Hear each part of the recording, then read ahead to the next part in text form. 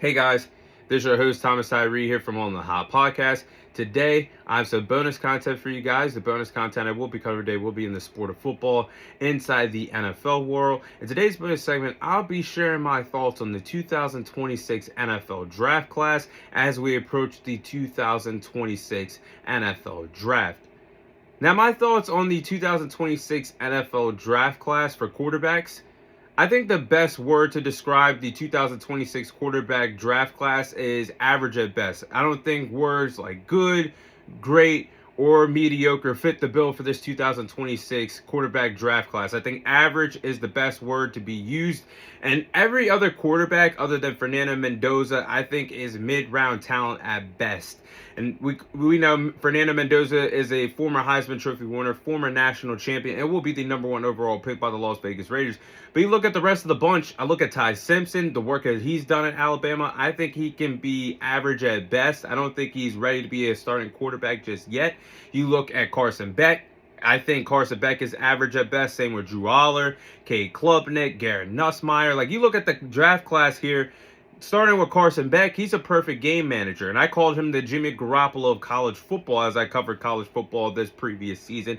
But his leadership has been questionable. Yeah, Carson Beck can win you games. He's done that at Georgia. He's done that at Miami. And yeah, you don't know how good he really is because he's been surrounded with good coaches, surrounded by good playmakers, and surrounded by a good defense. But his leadership and being able to be coachable, that's always been a question mark for Carson Beck for his 5 to 6 years at the collegiate level. I think he's a third-round talent at best as we approach the NFL draft.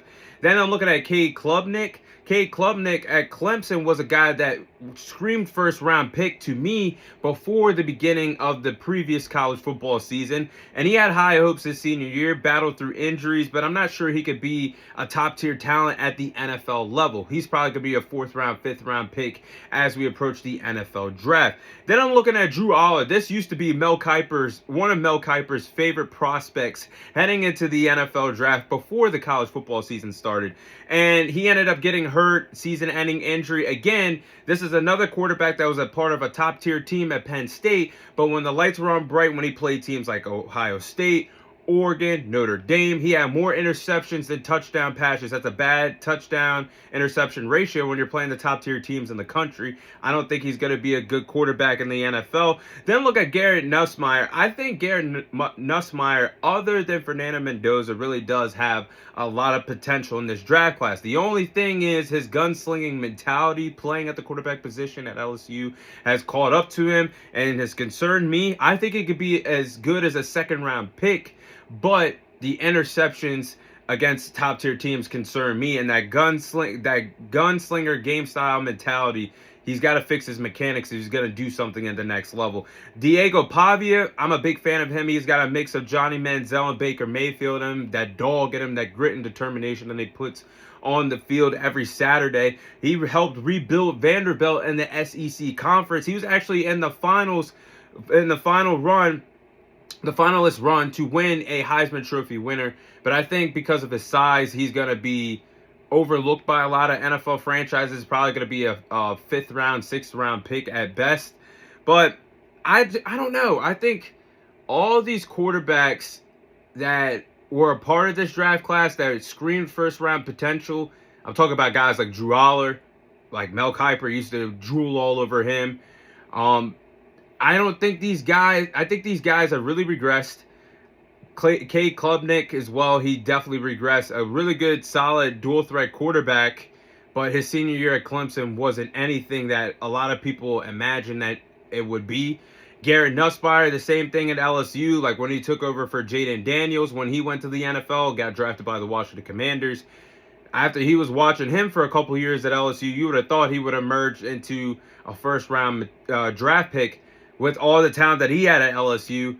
That gunslinging mentality, the turnovers, I think that might push him back to be a 2nd-round, 3rd-round pick at best. And then Carson Beck, like I just said, I don't really know how good he really is. A perfect game manager that doesn't turn over the ball most of the time, unless you're asking him to have a game-winning drive. But it's just, I don't think this quarterback draft class, and I'm going to just say it, I don't think the quarterback draft class is as bad as the 2022 NFL quarterback draft class. But this year, other than Fernando Mendoza, there's nobody you would jump through walls to draft and put on your roster. Like, yeah, these guys are going to learn from veterans to possibly become better and possibly get an opportunity to become a starter one day in the NFL. But none of these guys I'm jumping over hoops over if I'm 32 NFL franchises to get my hands on them. If you need a quarterback, a backup quarterback, I don't think this draft class is really that good. Maybe I might be wrong. Maybe there's a stud here. There's names that I like. I like Diego Pavia. I like Garrett Nussmeier. But everybody else, I think, is just mid. And plus, I will say, two quarterbacks that really could have benefited being a part of this 2026 NFL quarterback draft class went back to college. That being Trinidad Chambliss, he got another year of eligibility to play at Ole Miss. And Dante Moore, quarterback for Oregon, the Oregon Ducks, he probably would have benefited jumping to this draft class, but he was looking at the options and possibly the New York Jets drafting him and said, no, let me go back and play another year in college football with one of the best teams in the country. So I think those two quarterbacks, I think they made the right choice. I mean, I think Trinidad Chambliss could have really benefited being a part of this draft class. Probably would have been the second or third quarterback off the board. But Dante Moore, I think, made the smart business decision going back to play another year in college football. But those are my thoughts on the 2026 quarterback draft class. That is all the time I have for you guys today. Thank you guys for watching. Thank you guys for listening. This is your host, Thomas Tyree, signing off. And I'll see you guys on next week's episode.